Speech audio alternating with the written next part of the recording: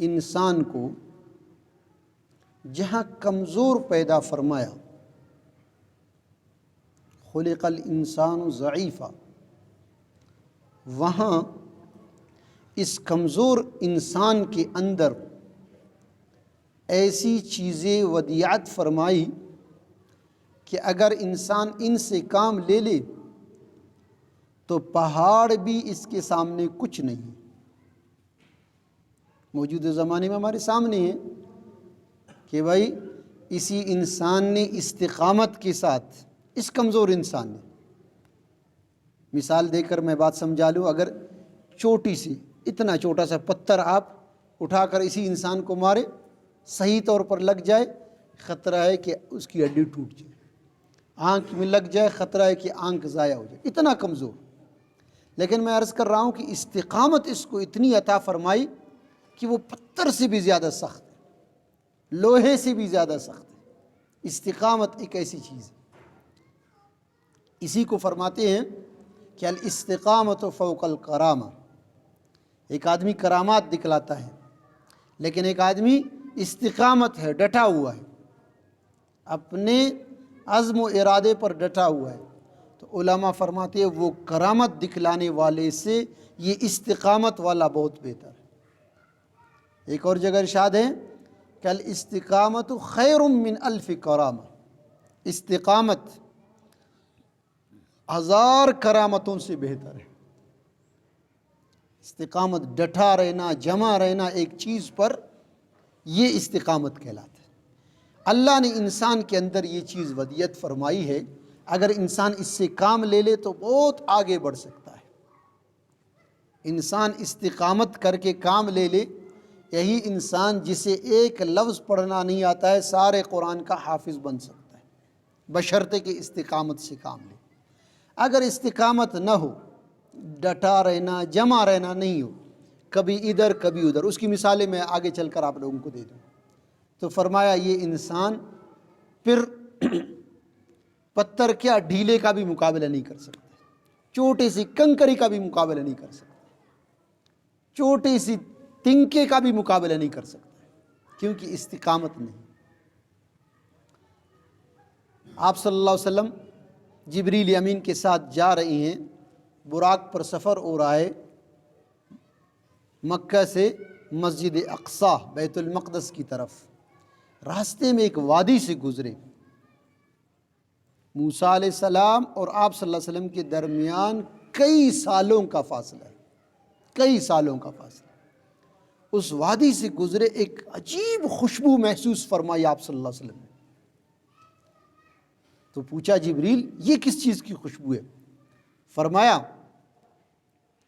آقا صلی اللہ علیہ وسلم یہ فرعون کی ایک باندی تھی جس کو فرعون نے شہید کیا تھا، وہ اور اس کی بیٹی اسی وادی کے اندر دفن ہے، یہ اس کے قبر سے خوشبو آ رہی ہے، یہ اس کے قبر سے خوشبو آ رہی ہے۔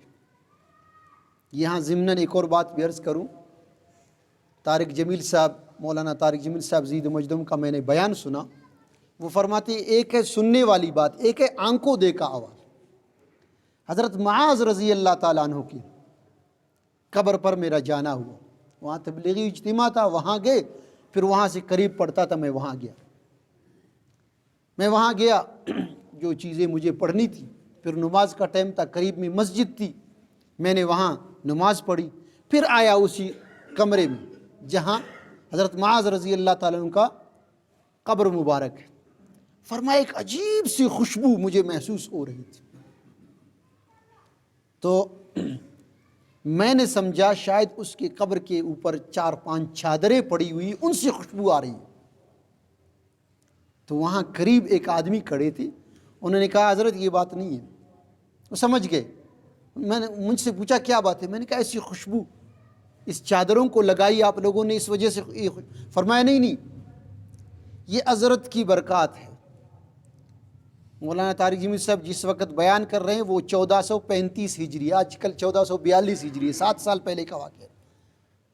وہ فرماتے ہیں کہ 1400 سے اوپر سال گویا گزر گئے، لیکن جب سے حضرت دفن ہوئے اسی قبر سے اسی طرح خوشبو آتی. یہ حضرت معاذ رضی اللہ تعالیٰ عنہ کی نیک عمل کی برکت ہے. حضرت معاذ رضی اللہ تعالیٰ عنہ وہ ہے کہ قیامت کے دن علماء کا جھنڈا ان کے ہاتھ میں ہوگا، علماء اس کے پیچھے ہوں گے، وہ ان کو لے کر جنت میں جائے گا. تو میں عرض کر رہا تھا جبریل یہ کس کی؟ فرمایا یہ فرعون کی باندی کی قبر سے خوشبو آ رہی. یہ کیا تھا؟ اب بات سن لیں. میں یہ بات عرض کر رہا ہوں کہ استقامت، ہمیشہ ڈٹے رہنا، جمے رہنا. اکثر و بیشتر درس قرآن میں یہ بات عرض کرتا ہوں، صبر کی 3 قسمیں عرض کی تھی. ان میں سے ایک قسم صبر عن الطاعہ، عبادتوں پر صبر کرنا. یعنی جس چیز میں آپ لگے ہوئے ہو اس میں آگے بڑھو، پیچھے نہیں ہٹو. مثال، ایک آدمی کی عادت ہے 5 نمازوں کو تکبیر اللہ کے ساتھ پڑھتا ہے. ایک آدمی کی عادت ہے 5 نمازوں کو صف اول میں پڑھتا ہے. ایک آدمی کی عادت ہے 5 میں سے 3 نمازیں، 4 نمازیں، 1 نماز تکبیر، اس پر ڈٹے رہنا. ایک آدمی کی عادت ہے روزانہ 1 پارہ تلاوت کر، اس پر ڈٹے رہنا. زیادہ کرو، 1.5 کرو، 2 کرو، کم نہیں کرنا. استقامت کرنا، جمے رہنا اسی پر. تو یہ باندی فرعون کی، چونکہ بی بی عاصیہ رضی اللہ تعالیٰ عنہ سے آپ کو اولاد نہیں تھی، دوسری باندیوں سے غالباً یا بیویوں سے ان کو اولاد تھی. لکھا ہے ان کے بارے میں ان کی بیٹیوں کو کنگھی کرتی تھی، مشاطہ، کنگھی کرنے والی، غالباً اس کا نام بھی تھا. ایک دن کنگھی کرتے ہوئے کنگھی اس کی ہاتھ سے گر گئی. اس نے بسم اللہ پڑھ کر کنگھی اٹھایا تو فرعون کی جو بیٹی تھی اس نے کہا یہ کیا؟ آپ میرے بابا کو، میرے ابا کو رب نہیں مانتی ہو؟ انا ربکم الاعلی، فرعون دعویٰ کرتا تھا. اس نے کہا نہیں، تمہارا بابا تو ایک انسان ہے، وہ تو رب نہیں ہے. بس یہ بات چونکہ اس کی بیٹی کو بھی بری لگی کہ ایک ملازمہ، ایک باندی ہمیں یہ بات کہہ رہی. اس نے جا کر اپنی والد کو بات سنائی. انہوں نے ان کو بلایا، پورے مجمع کو بلایا، اپنے دربار سجایا. اس نے کہا باندی تو کیا مجھے رب نہیں مانتی؟ اس نے کہا نہیں. تو اس باندی کو لٹھایا گیا. ایک روایت میں یہ بھی آتا ہے کہ اسی باندی کے یعنی ہاتھ پاؤں کو کیلیں لگائی گئی. وَفِرْعَوْنَ ذِي الْأَوْتَادِ، کیلیں لگانے والا. اب آپ اندازہ لگاؤ، ایک عورت ذات ہے، عورت ذات. تربیت ہو میرے دوستو، پچھلے جمعے میں نے عرض کیا نا، تربیت ہو تو ایمان بھی اس کی مضبوط.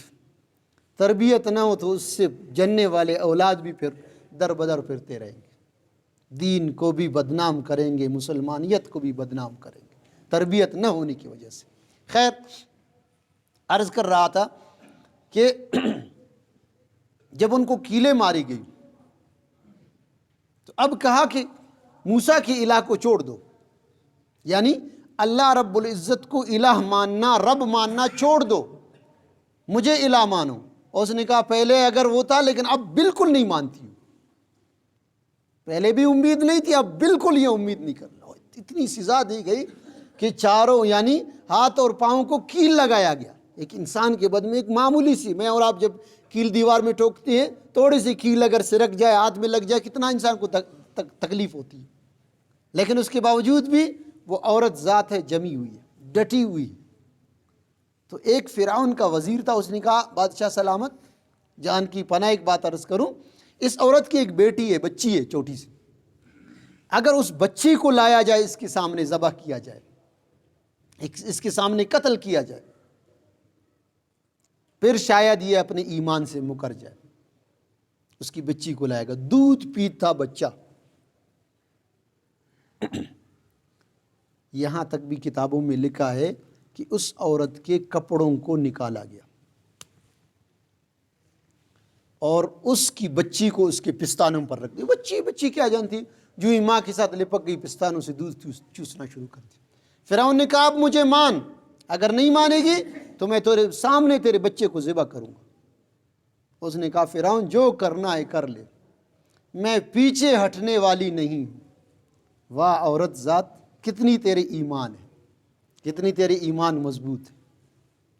فرعون نے اس کے سامنے، ماں کے سامنے دودھ پیتے وہ بچے کو ذبح کر دیا، قتل کر ڈالا۔ وہ ماں بولی او فرعون، تو میرے ایک بچے کو، ہزاروں ایسے بچے تو میرے سامنے ذبح کر لے، میں اپنے ایمان سے نہیں پھروں گی۔ فرعون نے پھر اس کو بھی شہید کر دیا۔ تو جبریل امین فرمانے لگے یا رسول اللہ صلی اللہ علیہ وسلم، یہ اس عورت کی قبر سے خوشبو آ رہی ہے، ایمان پر ڈٹی رہی میرے دوستو، جمی رہی۔ روایت میں یہ بھی آتا ہے کہ عورت نے کہا فقض ما انت قاض، تجھے جو کرنا ہے کر لے، میرا رب مجھے دیکھ رہا ہے، میرے رب کو میرے حالات معلوم۔ ایک بزرگ گزرے سری سقطی رحمۃ اللہ علیہ، بڑے اللہ والے، اللہ والوں کو اللہ رب العزت کبھی کبھی کوئی چیز دکھلاتے ہیں تاکہ یہ بات امت تک پہنچ جائے، امت رائے راست پر آ جائے۔ جا رہے تھے سفر میں، تک گئے، اس تھکاوٹ کی وجہ سے کسی درخت کے نیچے لیٹ گئے، آرام فرمایا۔ جب اٹھ گئے تو انہوں نے دیکھا کہ ایک آواز آ رہی ہے، آس پاس تو کوئی نظر نہیں آ رہا، ذرا غور کر کے دیکھا تو اس درخت سے آواز آ رہی ہے۔ درخت کیا کہہ رہا ہے؟ سری، اے سری سقطی رحمۃ اللہ علیہ، اس وقت حیات سری سقطی، فرمایا میری طرح ہو جاؤ۔ تو حضرت متوجہ ہو گئے، اس نے کہا اے درخت، کیسے میں تمہاری طرح ہو جاؤں؟ یرمون بالحجارہ، مجھے بچے پتھر مارتے ہیں، میں ان کو اپنے میوے دیتا ہوں۔ چرواہا مجھے ڈنڈا مارتا ہے، میں اسے اس کے بکریوں کے لیے پتہ دیتا ہوں۔ لوگ میری شاخوں کو کاٹتے ہیں، میں انہیں گویا لکڑی فراہم کرتا ہوں۔ حضرت یہ بات سن کر بڑے ششدرہ رہ گئے کہ درخت مجھے کیا کہہ رہا ہے۔ اب ذرا غور کر لینا میری بات، جو بات میں سمجھا رہا ہوں، اللہ کرے میری بات آپ حضرات کی سمجھ میں آ جائے، میں بھی عمل کرنے والا بن جاؤں، آپ بھی عمل کرنے والے بن جائے، تو پھر ہماری دنیا و آخرت بن جائے گی۔ حضرت نے فرمایا اتنی خوبیاں تمہارے اندر ہے، لیکن اس کے باوجود بھی پھر تو آگ کی غذا کیوں بنتی ہے؟ اللہ نے تجھے آگ کی غذا کیوں بنایا؟ اگر تمہارے اندر اتنی خوبیاں ہیں، ایک جگہ کھڑا ہوا ہے، ہاں اس نے یہ بھی بتایا میری یہ خوبی دیکھو، ایک جگہ میں کھڑا ہوں، یہ خوبی بھی میرے اندر ہے۔ اس نے کہا اس کے باوجود بھی تو آگ کی غذا کیوں بنتا ہے؟ اللہ نے تجھے آگ کی غذا کیوں بنائی؟ تو درخت سے جواب آیا، ذرا غور کر لینا میری بات پر۔ درخت نے جواب دے دیا حضرت تمام خوبیاں میرے اندر ہے جو میں نے بیان کر دی، ایک خامی میرے اندر ہے، اس خامی کی وجہ سے میں آگ کی غذا بنتا ہوں۔ اس نے کہا کیا خامی ہے؟ اس نے کہا خامی یہ ہے کہ جہاں کی ہوا آ گئی، اگرچہ میرا تھنا کھڑا ہوا ہے، میری شاخیں ادھر کو جھک جاتی۔ ہوا شمالی آ گئی، میں شمال کی طرف جھک جاتا ہوں۔ ہوا جنوبی آئی، میں جنوب کی طرف جھک جاتا ہوں۔ مشرق کی ہوا یہ شرقی ہوا، میں اس طرف جھک جاتا ہوں۔ مغربی ہوا میں اس طرف جھک جاتا ہوں۔ یہ میرے اندر استقامت نہیں ہے، میں مستقیم نہیں ہوں، ایک جگہ ٹھہرتا نہیں۔ تو حضرت نے کہا اب بات سمجھ میں آ گئی، گویا دین کے کاموں میں آدمی استقامت دکھلائے، جیسے میں نے فرعون کی باندی کا واقعہ سنایا۔ اگر یہ آدمی استقامت سے کام لے لے تو پھر اس کی دنیا بھی بن جائے گی، آخرت بھی بن جائے گی۔ اگر نہیں، کبھی وہ ہوا چلی، کبھی اس رخ کو ہو گئے، کبھی وہ ہوا چلی، کبھی اس رخ کو ہو گئے۔ میں صاف الفاظ میں کہہ دوں تاکہ بات سمجھا سکوں، کبھی بدعت کی ہوا آ گئی، اس برادری کو خوش کرنے کے لیے بدعات میں لگ گیا، کبھی رسم و رواج کی ہوا چلی، ان کو خوش کرنے کے لیے وہ ہوا چلی۔ ایک نوجوان تھے، میں نے اس کو بتایا شادی میں ڈول نہیں بجاؤ، اللہ کو ناراض نہیں کرو۔ کیا کرے مولوی صاحب، بیوی بچے نہیں مانتے، یعنی بیوی کو خوش کرنے کے لیے خدا ناراض ہو لیکن بیوی ناراض نہ ہو۔ اے مسلمان، تمہاری غیرت کا کیا کہنا؟